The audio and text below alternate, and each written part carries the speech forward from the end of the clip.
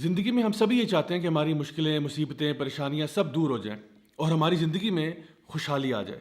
تو آج جو میں آپ کے ساتھ ویڈیو میں میسج شیئر کر رہا ہوں، میں سمجھتا ہوں یہ بہت ہی امپورٹنٹ میسج ہے، اتنا امپورٹنٹ کہ یہ ویڈیو آپ کو روزانہ دیکھنا چاہیے، اور اگر روزانہ نہ بھی دیکھ پائیں، جب بھی کسی مصیبت میں، پریشانی میں آپ پھنسے ہوں، یہ ویڈیو ضرور دیکھیں۔ انشاءاللہ امید ہے کہ آپ کو بہت فائدہ ہوگا۔ اس لیے نہیں کہ یہ ویڈیو میں نے بنایا، لیکن اس لیے کہ اس میں اللہ سبحانہ تعالیٰ کے کلام میں سے کوئی ایسی آیات آپ کے ساتھ شیئر کروں گا جس کے بارے میں اکثر لوگ غافل ہیں۔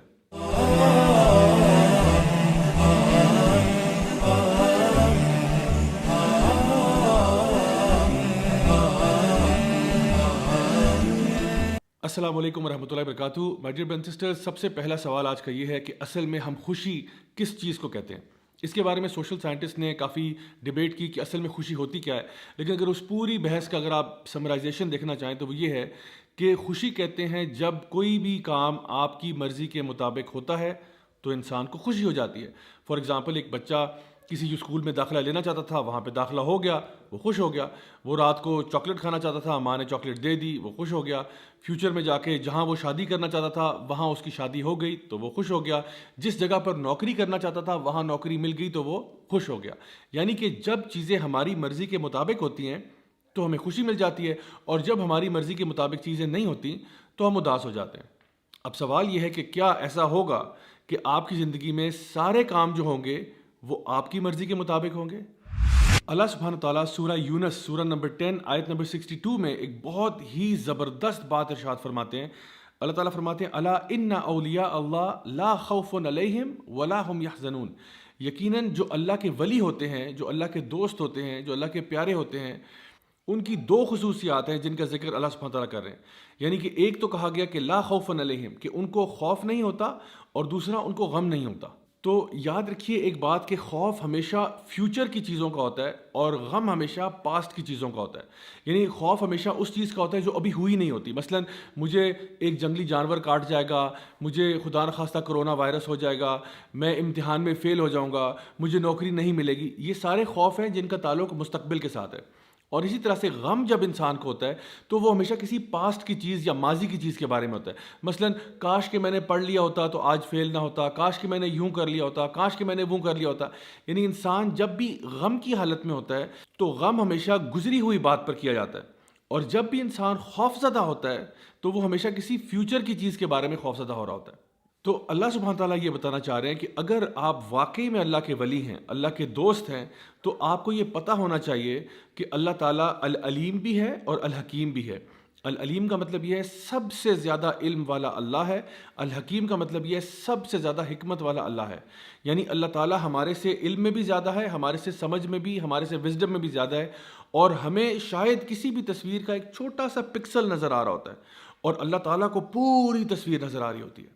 ہم اپنی لمیٹڈ سوچ کے اندر اکثر اوقات مسئلوں کو سمجھ نہیں پاتے، جیسا کہ سورہ البقرہ کے اندر بھی سورہ نمبر 2 آیت نمبر 216 میں اللہ سبحانہ تعالیٰ ارشاد فرماتے ہیں کہ شاید ہو سکتا ہے کہ تم کسی چیز سے محبت کرتے ہو، تم کسی چیز کو اپنے لیے اچھا سمجھتے ہو، لیکن وہ تمہارے لیے اچھی نہیں ہے، اور ہو سکتا ہے کہ تم جس چیز کو برا سمجھتے ہو اصل میں وہ تمہارے لیے بری نہ ہو۔ اللہ جانتا ہے اور تم نہیں جانتے۔ تو جس دن انسان یہ فیصلہ کر لیتا ہے کہ اللہ مجھ سے زیادہ جانتا ہے، اللہ مجھ سے بہتر جانتا ہے، اللہ کی حکمت میرے سے بہت زیادہ ہے، تو وہ آٹومیٹکلی اپنی مرضی کی بات نہیں کرتا، وہ اللہ کی مرضی کی بات کرتا ہے۔ اسی لیے صحابہ کرام رضی اللہ عنہم اجمعین یہ کہا کرتے تھے کہ جب ہم لوگ دعا مانگتے ہیں اور ہماری دعا قبول ہو جاتی ہے تو ہمیں بڑی خوشی ہوتی ہے، اور جب ہماری دعا قبول نہیں ہوتی تو ہمیں اور بھی زیادہ خوشی ہوتی ہے کہ پہلے تو جو مرضی تھی وہ ہماری تھی، لیکن اب جو ہوگا وہ اللہ کی مرضی کے مطابق ہوگا، اور یقیناً اللہ کی مرضی ہماری مرضی سے بہتر ہے۔ اللہ آپ کو آپ کی ماں سے بھی زیادہ چاہتا ہے، تو ایسا کیسے ہو سکتا ہے کہ اللہ آپ کے ساتھ کوئی ایسا معاملہ کرے جو آپ کے لیے برا ہے؟ میں آپ کو اپنی لائف سے کچھ ایگزامپلس بتاتا ہوں کہ جب میں نے کالج یونیورسٹی کی طرف جانا شروع کیا تو میں نے کچھ یونیورسٹیز کے لیے اپلائی کیا جہاں پہ میرا بہت دل تھا، اور میں نے بڑی محنت بھی کی، میں نے دعائیں بھی بہت مانگی، لیکن میرا داخلہ نہیں ہوا۔ پہلے ایک یونیورسٹی کے لیے ٹرائی کیا، پھر دوسری کے لیے ٹرائی کیا، دونوں میں نہیں ہوا، اور آپ یقین کریں میں اتنا ڈیوسٹیٹ ہوا، میں ایک طرح سے آپ کہہ سکتے ہیں کہ میں اللہ تعالیٰ سے نعوذ باللہ کوئی ناراض ہو گیا، اور میں یہ سوچنے لگ پڑا کہ یا اللہ مطلب تیرا اتنی بڑی تیری کائنات ہے، اتنا بڑا تیرا قبضہ قدرت ہے، اور اس میں اگر ایک مسکین میرے جیسا اس یونیورسٹی میں چلا جاتا تو اس میں کیا کمی آ جانی تھی؟ یعنی کہ اگر میرے جیسا ایک مسکین انسان اس یونیورسٹی میں داخل ہو جاتا تو آخر اس میں کیا ہی حرج تھا؟ لیکن آپ یقین کریں کئی سالوں کے بعد مجھے سمجھ میں آیا کہ اس کی حکمت کیا تھی. میں ان یونیورسٹیز میں ایز اے اسٹوڈنٹ تو نہیں گیا, لیکن بار بار ان یونیورسٹیز میں ایز اے ٹیچر ضرور گیا, لیکچرز دینے کے لیے, ٹاکس دینے کے لیے, ورک شاپس کرانے کے لیے.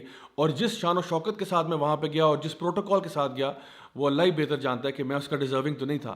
لیکن میں نے بعد میں جب اس کے بارے میں غور کیا اور سوچا تو یہ خیال آیا کہ واقعی میں اس ٹائم پہ جو سوچتا تھا, اللہ کا پلان میرے پلان سے کروڑوں گنا بہتر تھا. اور ایک دفعہ ایسا بھی ہوا کہ میرا پاؤں جو ہے وہ 4 جگہ سے ٹوٹ گیا, اور وہ اسی طرح سے میں سوچتا تھا اس کے بارے میں کہ آخر اس میں کیا حکمت ہو سکتی ہے.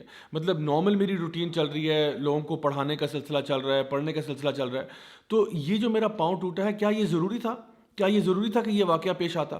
لیکن آپ یقین کریں کہ اس پاؤں ٹوٹنے کی وجہ سے 2 مہینے میں جب بیڈ ریسٹ پہ گیا ہوں تو مجھے اتنی زیادہ کتابیں پڑھنے کا موقع ملا کہ الحمدللہ میرے نالج میں اضافہ ہوا, اور مجھے معلوم ہے کہ وہ میرے لیے ادروائز کرنا پاسبل نہیں تھا. سو اگر آپ مجھ سے پوچھیں تو وہ 2 مہینے جو تھے میرے بیڈ ریسٹ پہ, they were some of the best months of my life. اسی طرح سے ہماری زندگی میں ایسے بہت سارے واقعات آتے ہیں کہ ہم لوگوں نے جی CSS کا امتحان دیا, نہیں ہو سکا, کہیں پہ شادی کرنا چاہ رہے تھے, نہیں ہو سک رہی وہاں پہ, کہیں اور ہم نے بزنس میں انویسٹ کیا, بات نہیں بنی, تو ہم پریشان ہو کے بیٹھ جاتے ہیں کہ پتہ نہیں ایسا آخر کیوں ہے. کبھی کبھار اولاد کے معاملے میں ہم یہ سوچتے ہیں کہ ہائے میں تو بیٹے چاہتا تھا, اللہ مجھے بیٹیاں کیوں دے رہا ہے, یا میں اولاد چاہتا تھا, مجھے اولاد کیوں نہیں مل رہی. آپ یقین کریں گے میں کچھ ایسے لوگوں کو بھی جانتا ہوں جن کی شادی کے 18 سال کے بعد, 20 سال کے بعد اللہ تعالیٰ نے ان کو اولاد دی ہے. کچھ ایسے لوگ بھی ہیں جنہوں نے بہت چھوٹے بزنس سے آغاز کیا اور 10, 15, 20 سال کے بعد اللہ تعالیٰ نے ان کو کروڑ پتی بنا دیا. مائی ڈیئر برادرز سسٹرز, اللہ تعالیٰ آپ کے ٹائم ٹیبل کے مطابق نہیں چلتا, ہم اللہ تعالیٰ کے بتائے ہوئے ٹائم ٹیبل کے مطابق چلتے ہیں. سو آپ اپنے طور پہ پوری کوشش کریں, پوری محنت کریں.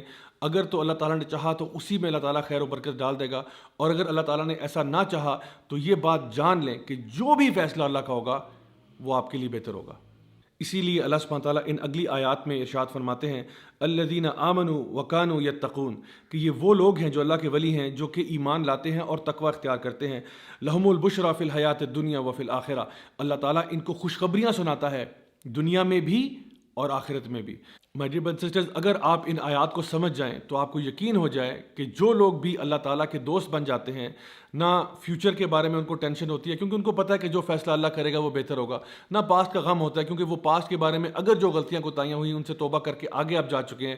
یہی وہ لوگ ہیں جن کے بارے میں اللہ تعالیٰ فرماتا ہے کہ اللہ تعالیٰ ان کو دنیا میں بھی خوشیاں دیتا ہے اور آخرت میں بھی خوشیاں دیتا ہے. انشاءاللہ آئی ہوپ کہ اس سے آپ کو بات واضح ہوگی, اور اب پریشانی ٹینشن لینے کی کوئی ضرورت نہیں ہے کیونکہ اللہ ہمارے ساتھ ہے نا. ٹینشن تو وہ شخص ہے جس کے ساتھ اللہ نہ ہو, لیکن جو اللہ کا دوست ہے اس کو کیا خوف, اس کو کیا غم. Until next time, this is me Raja Ziaul Haq signing off. Wassalamu alaikum wa rahmatullahi wa barakatuh.